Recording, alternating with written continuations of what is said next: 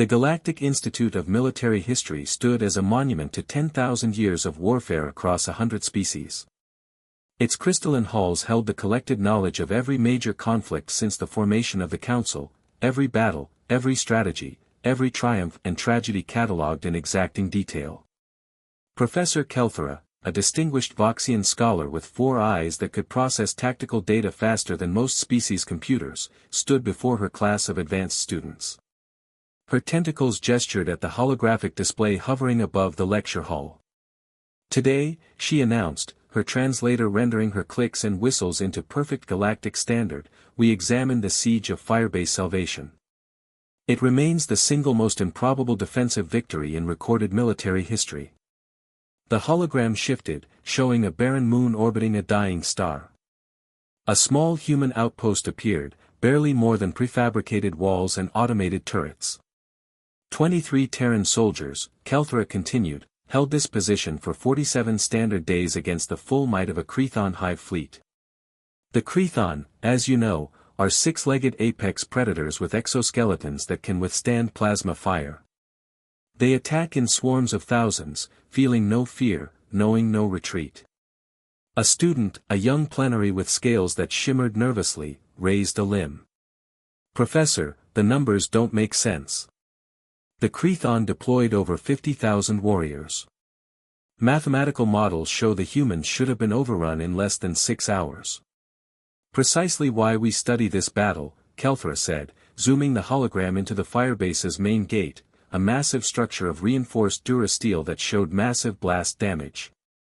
The entire siege pivoted on this choke point. Gate 7. Intelligence reports indicated the Crethon breached it multiple times, yet somehow, the line held. Our best analysts have never determined how. Perhaps the records are incomplete, another student suggested. Impossible. The Crethon document everything through their hive mind network. We have feeds from thousands of their warriors. And yet.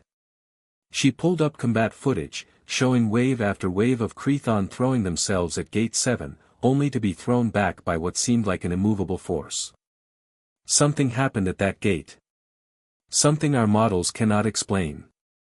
In the back corner of the lecture hall, a maintenance worker in a worn gray jumpsuit pushed a cleaning drone, emptying waste receptacles and wiping down terminals. He was human, Michael Rodriguez, according to his name tag, and he'd worked at the institute for 3 years. Most professors barely noticed him. He was just part of the background, another invisible cog in the massive academic machine. But now, Michael had stopped moving. His dark eyes were fixed on the hologram, on Gate 7, and his weathered hands gripped the cleaning drone with white-knuckled intensity. Kelthera continued her lecture. Terran Command listed all 23 defenders as killed in action. Posthumous medals were awarded. The official report states that no human survived the siege, though relief forces arrived on day 48 to find the firebase intact and every Crethon warrior dead or retreating. How did they die if they won? A student asked. That, Kelthera said solemnly, is classified at the highest levels of human military intelligence. The bodies were recovered, but all records were sealed. We know only that they succeeded in their mission, to delay the Crethon advance long enough for civilian evacuations from 3 colonies. The hologram zoomed in closer on Gate 7, showing scorch marks, acid burns, and what looked like claw marks gouged deep into durasteel that should have been impenetrable. Michael's voice, quiet and rough like gravel, cut through the academic atmosphere. I held that gate. The lecture hall fell silent. Every head turned. Kelthera's 4 eyes blinked in sequence, uncertain she'd heard correctly. Excuse me, she said. Michael set down his cleaning equipment and walked forward, his limp barely noticeable but definitely there. Up close, the students could see scars on his hands, burn marks that crept up his neck, and something haunted behind his eyes. Gate 7, he said, pointing at the hologram. I held it. For 47 days. Kelthera's tentacles stiffened. That's, the official records state all defenders died. We did die, Michael said quietly. Just not the way you think. He gestured at the burned scars. These are from the third breach. They came through with acid throwers. Lost 8 good people that day. By day 30, there were only 4 of us left. By day 40, I was alone. The professor's translator struggled to capture the emotion in her voice. But the reports, the bodies recovered. Yeah, they found bodies, Michael said, his jaw tight. My friends. My unit. Captain Emma Thompson, who played guitar during the siege to keep morale up. Sergeant David Martinez, who told terrible jokes right up until a Creathon hunter tore his throat out. Private Jessica Williams, barely 19, who held that gate with me for the last 3 days. He pointed at a specific section of Gate 7 in the hologram. That dent there. That's where Jess and I wedged an ammunition crate to stop the door from failing. We'd lost hydraulic power. Had to hold it manually.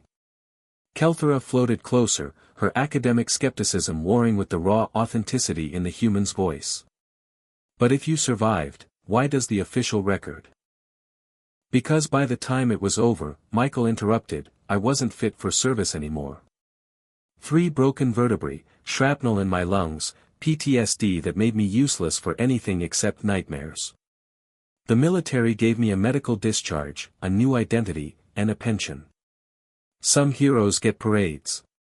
Some get buried. And some. He looked at his janitor's uniform, some get to fade away. A student spoke up, but how? How did one human hold against thousands? Michael's eyes grew distant. You want to know the secret? It wasn't tactics or superior firepower. It was simpler than that. He looked at each student in turn. I couldn't leave. Behind that gate were 3 billion people evacuating. Every minute I held was another transport full of families making it to safety. Every Creathon I stopped at Gate 7 was one that couldn't reach a refugee ship. He touched the hologram, his finger tracing the scarred metal. You study warfare like it's mathematics. Numbers and probabilities. But you're missing the variable that breaks your equations. Humans don't fight just to win. We fight because we can't bear to lose what we love. Kelthera's voice was soft, the records should honor you. The records honor the 22 who died, Michael corrected. I'm just the one who has to remember them. That's punishment enough. He turned to leave, picking up his cleaning equipment, but Kelthera's tentacle gently stopped him. Professor Rodriguez, she said formally. Would you consider guest lecturing? Your insight would be invaluable. Michael looked at the student staring at him with newfound awe and respect. Then at Gate 7, still displayed in the hologram, that terrible, beautiful gate that had cost him everything. Maybe, he said finally. Maybe it's time someone told the real story. As he limped out of the lecture hall, the students sat in stunned silence. They had come to study war as an abstract concept. Instead, they had met war itself, scarred, tired, and pushing a cleaning drone. Professor Kelthera looked at Gate 7 with new eyes. Sometimes, she realized, the most important lessons couldn't be found in databases or combat footage. Sometimes they came from the janitor who held the line when all the equations said he should have fallen.